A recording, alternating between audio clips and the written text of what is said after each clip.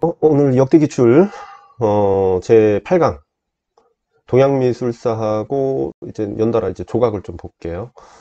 오늘 나머지 다 요번 주에 다 할 생각입니다. 아무래도 기출이라도 전체 좀 보고 가야겠죠. 저번 주는 저도 이제 모의고사를 진행하고 하다 보니까 이제 채점 그게 조금 너무 좀 많아가지고 한 건씩도 좀 찍었어야 되는데 그게 좀 잘 안 됐네요. 요번 주 오늘하고 오늘 조금 운동하기 하러 가기 전에까지 찍고 또 내일 찍을 수 있으면 찍고 해가지고 다 마무리를 해서 올릴 예정입니다. 그래서 오늘 동양미술하고 조각을 볼게요. 자, 바로 보시죠.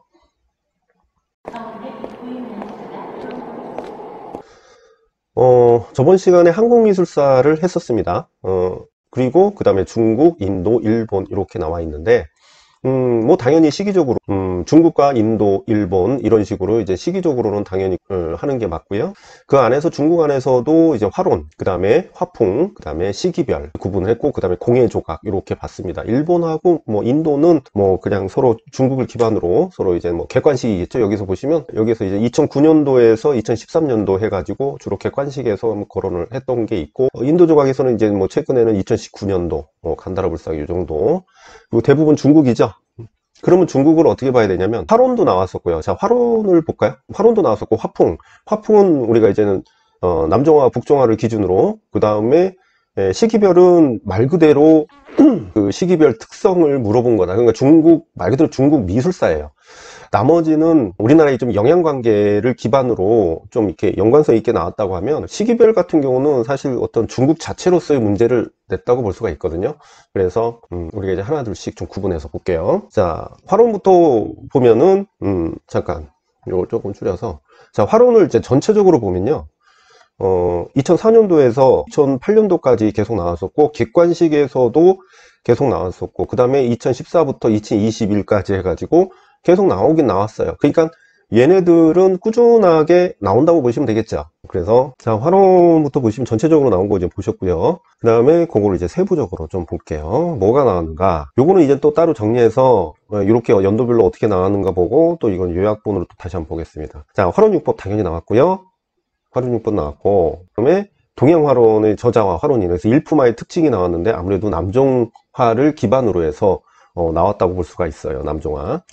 그리고 2008년도에 비백, 주석, 팔법, 그래서 우리가 이제 조맹부의 이제 고의론의 그 일부를 발췌해 가지고, 글씨는 비백과 주석, 팔법, 그 팔법을 중심으로 써야 되기 때문에 그 부분이 결국은 서예의 그 어떤 필법과 그림은 같다, 이렇게 얘기를 하죠. 그래서 고의론을 주장을 하면서 의도를 서술하는 것들, 이때만 해도 쉽지 않은 문제였는데 나왔었습니다. 그리고 객관식에서는 고개지의 전신의 구형 과정을 이제 설명한다. 그래서 고개지, 그래서 우리가 인물화 하면은 고개지, 그러니까 시기별로 보지 않습니다. 그러니까 화로는 예전부터 쭉 내려오면서 전체적으로 보긴 보지만은 시험 문제는 인물화 중심에서 나오는 것과 남종화를 중심으로 나오는 게 대표적이었어요. 그래서 고개지가 나오는 것은 위진남북조를 기반으로 하고 있긴 하지만 굉장히 초창기죠. 그런데도 불구하고 나오는 이유는 인물화적인 요소가 계속 이어져 왔기 때문에 그래요. 이 고개. 자, 그 다음에 논술로 해가지고 파의 어떤 특징들 기반으로 해서 물어봤었고, 그 다음에 2015년도에서 일품 또는 일격에 관련된 거, 그러다 보니까 얘 같은 경우는 역시나 남종화를 기반으로 하는 내용이 계속 나왔고, 역시 동기창 화론 같은 경우도 남종화를 기반으로 한 것이, 우리가 이제는 뭐 예전부터 중국에서 미술사 쪽으로 쭉 내려오는 화론을 중심으로 해서 깊게 판다기보다는 인물화의 중심과 남종화의 중심에서 어떤 특징으로 계속 이어져 왔는가를 물어보고 있습니다. 의제필성, 흉주성중력도 우리나라에 적용된 것을 얘기할 수가 있고, 고개지 화론이 전신사조가 또 나왔습니다. 그죠? 그만큼 인물화 하면은 고개지를 기반으로, 그래서 우리가 다른 화론이 아니라 남종화적 화론이 상당히 많아요. 그런데 이제 많은데도 불구하고 그거를 이제 어느 정도는 함축적으로 해가지고 추려가지고 우리가 이제는 그 몇 개를 굉장히 좀 상세하게 보는 그런 부분으로 우리가 봐왔던 것이고요. 그 다음에 화풍으로 본다면 요때 15년도에 벌써 당나라 왕유와 당나라 이사운, 그래서 우리가 남종화와 북종화의 우리가 기준이 언제부터 등장을 했느냐, 당나라죠. 그래서 우리가 조맹부 같은 경우가 고희론을 제시했을 때 당과 송을 얘기했잖아요. 그래서 당나라에서부터의, 이사운은 그렇다 치고 이제는 당나라 왕요에서부터 우리가 이제 남종화에 뿌리를 두고 있다. 그 다음에 이각화풍, 절파화풍을 기반으로 해서 화풍의 특징, 조선시대 이제 관련 잠깐, 남종화가 주를 이룹니다, 사실은. 그런데도 불구하고 이각화풍이 나오는 것은, 우리가 이제 기반을 우리가 좀 봐야 되는데, 우리가 이제 요거 같은 경우 왜 나왔냐면, 조선 초기를 기반으로 해가지고, 우리가 이각화풍이죠. 자, 이각화풍은 남종화입니까? 북종화입니까? 북종화죠. 그런데, 이각화풍이 누구가 합쳐져서 얘기한 것이죠. 이성과 그 다음에 곽희. 곽희. 자, 이성은 남종화, 북종화예요. 남종화입니다. 곽희는 북종화예요. 그러면은 이성의 어떤 특성을 갖고 왔을까요? 거비적 특성을 갖고 왔어요. 거비적 특성. 그런 특성을 기반으로 해가지고 이각화풍이라고 하는 거야. 그런데 얘가 북종화가 된 거죠. 그래서 얘 누구한테? 앙견한테 영향을 주죠. 그래서 앙견 이제 그 기반으로 그림을 그리고 앙견을 추정하는 사람들로 인해서 앙견의 화풍. 이렇게 접근을 한다라는. 그러니까 우리가 이제 쉽게 얘기하면 우리가 지금 앙견의 몽유도 온도를 공부하는 것이 결국은 조선 초기 이각화풍을 기반으로 했다는 것을 이야기할 수가 있어요. 그러면은 조선 초기로 가가지고 그렇다면은 조선 중기로 가면 조선 초기에 이각화풍이 주를 이루다가 그러니까 앙견화풍이 주를 이루다 이제 절파가 등장을 합니다. 하기는 이 절파가 등장을 하면서 중기에서 다시 절파가 득세를 하게 되죠. 득세를 하게 되면서 절파의 어떤 소경산수적인 요소가 굉장히 유행을 하게 됩니다. 소경산수가 유행을 하게 되고, 우리가 이제 운둔자적한 어떤 선비들의 어떤 마음을, 내면을, 감정을 이입시켜서 고사인물도, 그래서 소경산수를 기반으로 인물을 표현하고, 그 다음에 또 하나는 영모화가 등장을 합니다. 물론 여기도 영모화가 있었지만, 영모화에도 역시 감정을 이입을 해요. 그래서 화조화라든가, 그 다음에 이제는 우리가 소그림, 많이 아실 겁니다. 자, 소그림을 그리게 되죠. 그러면서 절파는 얘예요. 북종화예요. 북종화고, 그리고 조선 후기로 가고 말기로 가게 되면 그냥 간단하게 얘기하면 여기는 남종화입니다. 이때 중국은 명나라, 그러니까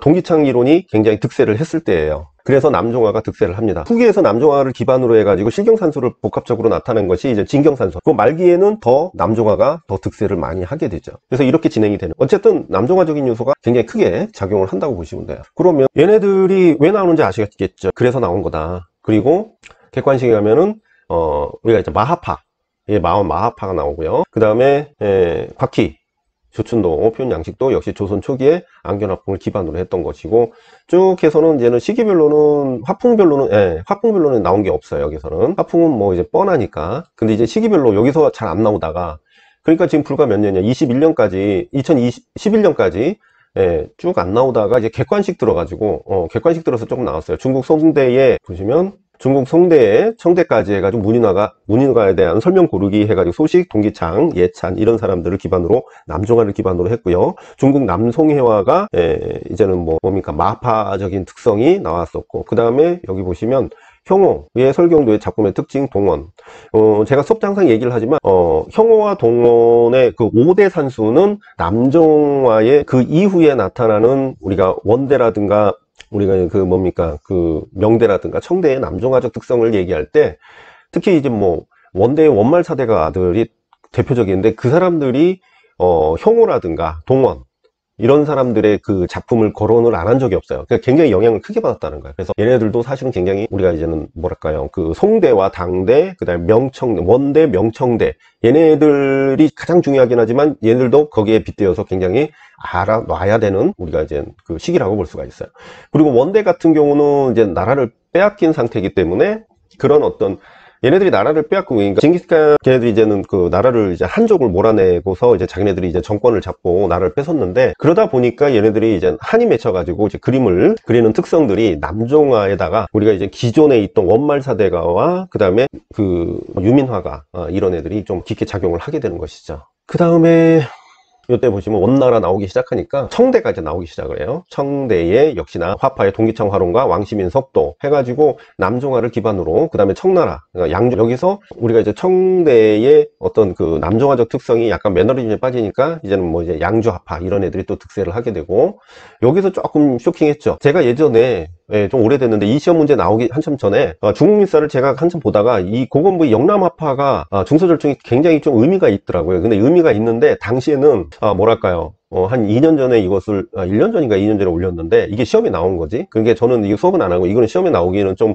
수업에 하긴 뭐하고 해서 카페에다 올려놨더니 이게 시험에 나온 거야. 그 되게 이게 약간 관점에서는 이 영락합은 우리나라랑 전혀 관련이 없거든요. 우리나라랑 전혀 관련이 없는데도 시험 문제 나왔으니까 쉽게 얘기하면 중국을 기반으로 했던 문제라고 볼 수가 있어요. 그러니까 양주 합하나든가 뭐 동기창만 해도 동기창 이론만 해도 우리나라에 영향 많이 줬는데 이후로부터 한 두 문제는 좀 요게 좀 독립적인 중국 회화의 특성으로 보여지고 있기 때문에 아무래도 그렇게 또 거기까지 영역을 넓혀야 된다라고 보는 것이죠.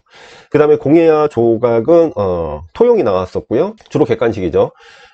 근데 공통된 시기 작품, 뭐 이제 운강석굴 해가지고 고르는 것들, 그 다음에 도철문 같은 경우 나왔고요. 그 다음에 둔왕 막고글 석굴, 석굴이 계속 나왔었습니다. 그리고 최근에 이후로 이제 불상들. 우리나라 불상이랑 비교를 했긴 했는데, 주름이라는 거 우리가 불상이 주로 물어보는 게 옷주름, 수인, 대자명칭 이런 것들이죠. 그 다음에 이제 머리에 이제 문양이라든가 그 여러 가지 어떤 내용들이 정해져 있는데 그대로 물어봤습니다. 그래서 한국 불상과 비교, 그래서 중국 4세기 불상을 기반으로 해서 물어봤고요. 자, 그 다음에 인도는 객관식 때 마토라 불상 한번 나왔고요. 간다라 불상, 배경과 함께 나왔었습니다. 그리고 그렇게 자주 나오진 않아요. 그래서 인도 미술사를 그렇게 드립다 파진 않습니다. 실제적으로 그렇게 파지 않아요. 그리고 인도 같은 경우는 지금 딱 보시다시피 요거 지금, 2번 정도 나왔는데, 굉장히 뭐 좀 가성비가 떨어지죠. 어쨌든 그것도 그 중에서도 이제 불상만 나온 것은 아직까지 우리나라 중국과의 연관성으로만 거론되고 있고, 역시 객관시계 때 동시대 조각 구분할 때 일본이 한번 잠깐 나왔었습니다. 이걸 가지고 일본 미술사를 구체적으로 한다? 생각을 해보세요. 2004년도부터 지금 여기 2021년도까지 해가지고 말이 됩니까? 하실라면 해도 돼. 근데 이렇게 통성 일본은 더구나 한 번 나왔는데 객관식에 이제는 예시문으로 나왔는데 이거를 일본 미술사를 해야 되냐고요. 그 뭐 시간이 많은 근데 우리한테 주어진 시간이 정해져 있어서 저 같으면은 저는 이제 강요하지는 않습니다. 이건 절대. 요약본을 좀 보고 다시 한번 좀 점검을 해드릴게요. 화론 보세요. 화론은 이 화론육법 해가지고 절파 특징.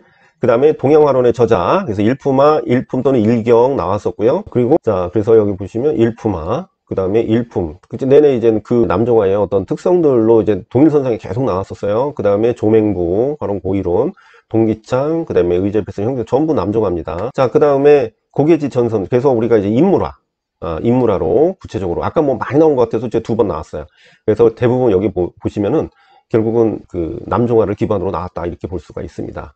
자, 화풍은 아까 봤지만 뭐 왕유 이사운, 이각화풍, 그 다음에 마하파, 뭐 이런 것들이 나왔고 시기별로는 송대가 나왔죠. 그 다음에 5대, 아까 5대 효홍. 그 다음에 원나라, 청대 계속 나왔고 그 다음에 근대가 한번 나왔습니다. 그러니까 우리가 이제 동기창 같은 경우는 청대하파랑 나왔지만 동기창은 또 이제 명대를 기준으로 봐요. 그러니까 송대 그러고 보니까 당나라도 나왔어요. 당나라는 이제 화풍으로 따졌으니까 그러니까 당나라, 송대, 그 다음에 청대, 그러니까 명청대, 근대 다 나왔다는 거야. 그러니까 우리가 이제 기본적으로 중요하게 생각하고 있던 그런 시기적인 특성들이 계속 반복적으로 계속 나왔다라는 걸 우리가 알 수가 있습니다. 그 다음에 공예조각은 토용, 뭐 운강석굴, 석굴이 좀 나왔고, 그다음 문양 같은 경우 이런 것들, 도철문 같은 게 나왔고요. 최근에는 한국불상이 비교 옷주름 수인, 대자명칭 아까 얘기했고, 마토라, 간도라 이게 뭐 없어요. 이런 거는 사실은 중요해서 이게 빨간 거 하는 게 아니라 뭘로 해야 되나 이거는 그냥 원래 알고 있으면 좋은데 이거를 드립다 하는 게 아니니까 독립적으로 안 나온다는 얘기야.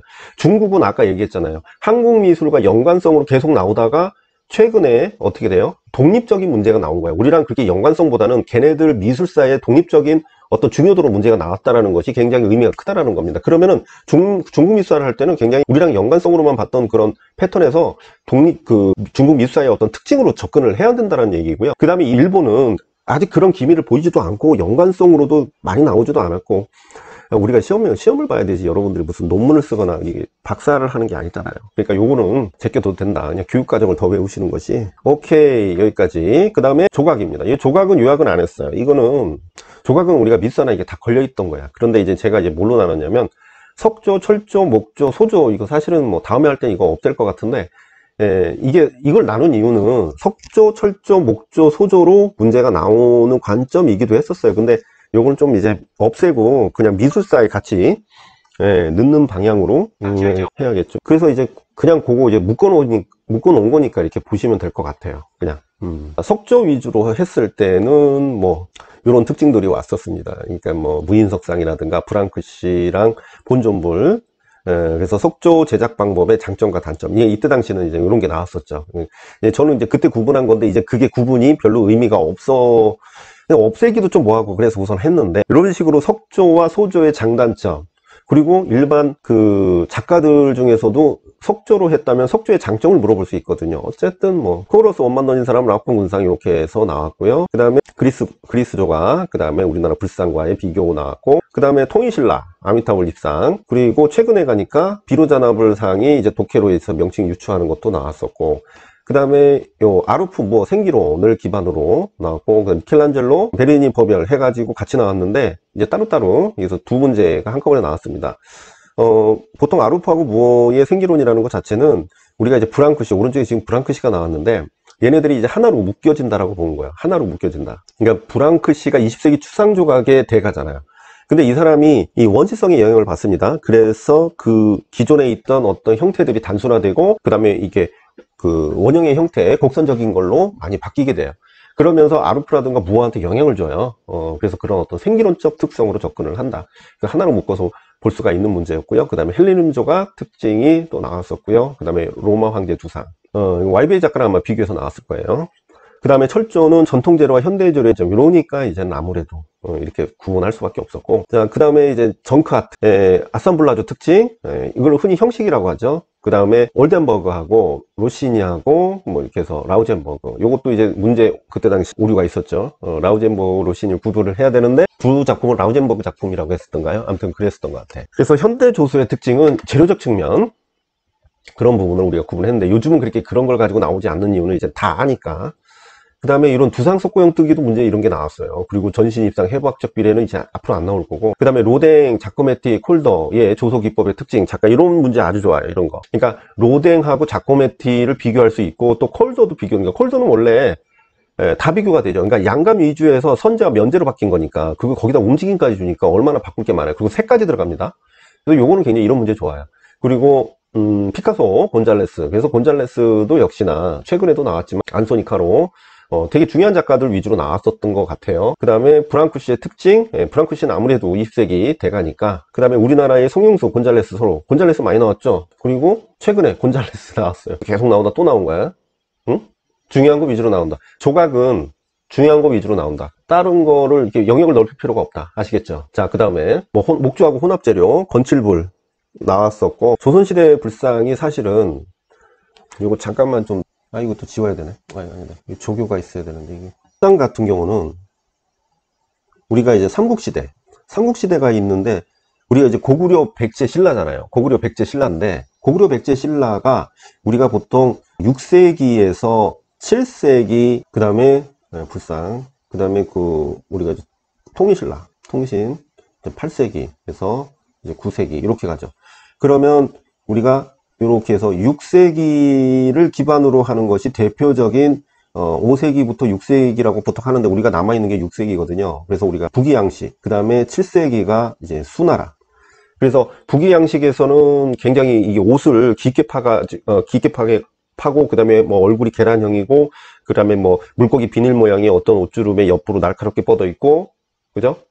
그 다음에 은행 아시죠? 은행 같은 눈, 뭐 이렇게 표현하고, 또 뭐, 그런 어떤 초기 양식의 어떤 요소들이 북이양식의 특성을 보이고, 그 다음에 수양식을 하면서 삼국자세가 나타나요. 그러니까 옷이 얇아지면서 옷주름보다는 옷의 그 몸의 이 어떤 윤곽, 그 볼륨을 많이 강조를 하기 시작을 하고, 그 다음에 한 다리를 살짝 뺀 어떤 그 삼국자세가 나타나고, 그 다음에 통신에서는 당나라입니다. 이 당나라의 특성이 나타나는데, 당나라는 결국은 어떤 전형 양식이죠. 근데 통일신라에서는 자국의 어떤 특성이 대부분이라고 하지만 당나라의 영향을 받긴 받아요. 이때 불상이 굉장히 전성기를 이루게 되죠. 그러면서 고려시대로 가면서 우리가 이제는 선종하고 그 다음에 호족 얘네들의 영향을 받는 불상 같은 경우가 쇠퇴를 하게 돼요. 그러니까 좀 개성적인 불상이라고 할 수가 있죠. 게다가 고려에는 이제 여러 종교가 또 들어오면서 라마 양식도 들어옵니다. 라마교 양식이 들어와요. 그래서 굉장히 어떻게 장식적이죠. 장식적 양식이 들어온단 말이에요. 그래서 우리가 보통 많이 보는 것이 삼국시대에서 불상이 요거를 서로 이제 비교를 하는 거, 비교하는 게 나오고, 얘는 독보적인 양식이에요. 얘는 독보적인 양식이고, 얘는 고려시대는 얘랑 이제 비교를 하긴 하는데, 배경이 왜 통일신라에서는 잘 나가다가 고려시대 때 왜 그렇게 퇴조를 하느냐, 이유를 많이 물어보죠. 그리고 어떻게 변했느냐, 이제 그런 걸 이제 물어보게 되는 거야. 그래가지고 고려시대로 가면서 그렇게 했는데 이제 조선으로 간다. 조선시대는 더 쇠퇴를 해요. 숭유억불. 불교를 이제 하지 않겠어. 유교를 하겠어. 이렇게 선포를 하니까 얘네들이 또 웃긴 게 뭐냐면, 조선시대, 통일신라하고 고려시대 뭐가 유행을 하냐면, 얘네들이 이제 부도가 굉장히 유행을 합니다. 그러니까 이게 부도의 의미는 뭐냐면 승탑이잖아요. 이 부도의 의미는 결국은 이 스님들이 죽으면은 그 사리를 모시는 거죠. 원래는 석갑탑, 다보탑처럼 우리가 이제는 그 석가의 어떤 사리를 모시는 것이 아니라 그런 모시는 것이 그것만 있었는데, 이제는 이제 그 뭡니까, 스님들도 죽으면 그런 탑을 세워버린 거야. 그게 언제야? 통일신라하고 고려시대. 그러니까 얘네들이 어떻게 돼? 그만큼 인정을 받았다는 얘기예요. 그러니까 이게 득세를 하니까 조선시대 그걸 확 없애버리죠. 그러니까 조선시대 그 부도를 없애는 게 아니라 걔네들의 권력을 싹 없애버려요. 그러면서 불교가 아예 없어지는 것은 아니지만, 그래도 우리가 그 국가를 중심으로 하는 그런 종교적 특성으로는 접근하지 않았다라는 겁니다. 그래서 불상이 퇴조를 보여요. 그런데 이제 그러다 보니까 거기에 맞춰서 만들어진 불상들이 좀 가벼워야 되고, 뭐 이런 특성들, 그리고 만들기 쉬워야 되고, 이런 것들. 그래서 우리가 이제는 보통 흙으로 만드는, 소조로 만든 소조 불상들이 좀 등장을 하게 되고요. 그 다음에 건칠불이 등장을 하게 돼요. 이때 처음으로. 그래가지고, 야, 그거 하나 얘기하려고 내가 그걸 설명하고 있었구나. 이거 아니잖아. 그리고 이런 건칠불이, 그래서 기법적인 거, 어떤 표현적 특징, 자세 이런 거는 뭐 물어보거든요. 어쨌든 요게 이제 나왔었어요. 근데 또 나오거든요. 이 자세 같은 걸 물어보니까. 자, 그 다음에 촌장상, 촌장상 같은 거, 이런 거, 재인국도 이런 것도 이제 사소하게 물어볼 수 있고, 그 다음에, 마리솔, 요것도 나왔었어요. 요건 다시 한번 나올 수 있습니다. 그 다음에 전체적으로 브랑크식 특징 해가지고 뭐 골라내는 거, 이런 문제 나왔었고, 요 작품 이제 와이베이 작가들, 그 이유는 없었네요. 그 다음에 소조, 영가 치려면 금동열의 입상, 브론즈로, 그리고 직소조 그 수업에서 얻을 수 있는 효과 2가지, 이런 거 이제 예전에 많이 물어봤고, 그 다음에 이제 객관식으로 가면 이제 기베르티도 물어봤습니다. 기베르티. 기베르티가 우리가 우리 중요하게 생각하는 것들이 뭐냐면, 우리가 이제 그 르네상스 이전에 우리가 13세기 말에 이제 고디 후기라고 볼 수가 있죠. 그때 제일 유명한 작가가 르네상스를 이제는 그 발판을 삼았다고 발판이 되었던 사람이 우리가 이제 지오토란 말이죠. 지오토인데 그 지오토한테 누가 영향을 줬냐면 기예요. 기베르티의 어떤 특성들이 조각적으로나 회화적으로도 영향을 줬다라는 겁니다. 그 다음에 그 밑에 로데, 사천상 석고영득이 나왔었고요. 그 다음에 객관식 때 표현주의죠. 이 사람은 바를라우가 이제 표현주의 조각가입니다. 그 다음에 쭉 가면 이제는 그 김종용 세라든가 김경숙 나왔었고, 마율에 대한 독해, 마율도 사실은 중요하죠. 우리가 실질적으로는 로댕이 제일 중요해서 많이 봤지만 그 제자들도 그 특성이 있다는 거야. 그래서 적어도 마이오라고 브루델까지는 보셔야 돼요. 그 다음에 밀랍 주조의 기법, 요거 참 말 많이 많았잖아요. 그래갖고 제가 이거를 확실히 그 기법을 잡았었습니다. 이거를. 그래서 더 이상 이제 여러 말 없이, 잘 모르니까 이게 잘못됐다고, 시험 문제가 잘못됐다고 하는데 그렇지가 않아요. 잘못되진 않았어요. 그 다음에 헨리무어 블랑크시 나왔었고, 그 다음에 로댕, 그 다음에 여기서 자세 윤왕자, 그 다음에 김복진 윤여중, 근현대에서 소조 조각이 나왔는데, 그게 이제 소조 조각에서 공통된 특징인데, 근현대에서 조각 나오는 것이 좀 드문 일이었어요. 우리가 쭉 봤어. 그런데 이렇게 나왔고, 그 다음에 부조 속고뜨기 뭐 이런 것들도 나왔습니다. 그리고 쭉 가서 테라코타는 토제 인형, 산스토끼 및 무늬 벽돌 나왔었고요. 성형기법, 제작 목적 이런 것도 나왔습니다. 근데 이제 입사, 토용 우리가 위에서 했었고, 해부학 이런 거 이제 안 나옵니다. 그 다음에 테라코타 제작 방법 이런 게 나왔어요. 제작 기법 이런 것들 위주로 나왔다라는 거는 기억하고 있어야겠죠. 그죠? 자, 여기까지입니다. 그래서 얘는 뭐 요약할 게 없어가지고, 왜냐하면 미술사에 다 들어가 있어요. 그래서 요거는 그냥 석조, 철조, 목조, 소조 뭐 이렇게 구분했을 뿐이지, 그러니까 요걸 가지고 이제 뭐뭐 나왔는가 구분하기는 뭐 좋으니까 이렇게 보시면 될 것 같아요. 자, 지금 몇 분 했냐? 39분. 오늘 다 할 수 있을라나 모르겠네요. 자, 그래서 조각까지, 조각 동양미술하고 조각까지는 여기까지 하겠습니다. 이어서 다른 내용 이어서 진행하는 걸로 할게요. 자, 감사합니다.